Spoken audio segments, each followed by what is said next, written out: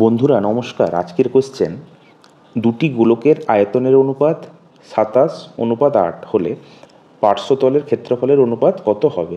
খুব ভালো প্রশ্ন বন্ধুরা, এটা প্রায় পরীক্ষায় আসে, তোমরা ভালো করে দেখবে। দুটি গোলকের আয়তনের অনুপাত, তাহলে গোলকের আয়তনের সূত্র কি? 4/3 পাই আর কিউব। 4/3 পাই আর কিউব, এটাই হচ্ছে আয়তনের সূত্র। আর পার্শ্বতলের ক্ষেত্রফলের সূত্র কি?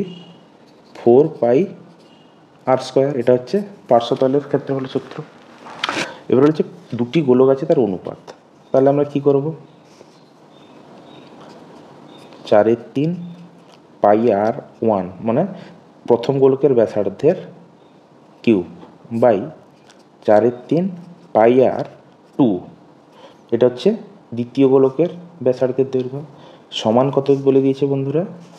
27:8 লিখতে পারি। তাহলে 4/3 ক্যান্সেল হলো, পাই পাই ক্যান্সেল হলো, তাহলে আমরা পড়ে থাকলো কি?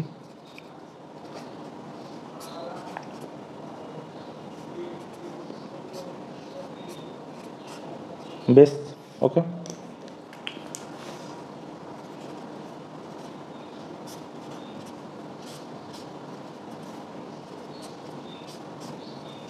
বেশ, বা r1/r2 = 3/2। আচ্ছা, এবারে কোশ্চেনে ফিরি। কি বলেছে কোশ্চেনে বলেছে যে পার্শ্বতলের ক্ষেত্রফলের অনুপাত কত।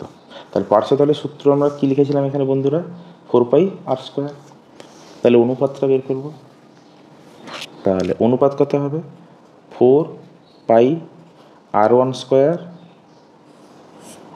By 4πr2²। তাহলে 4π ক্যান্সেল হয়ে গেল, তাহলে পড়ে থাকলো কত? r1/r2²।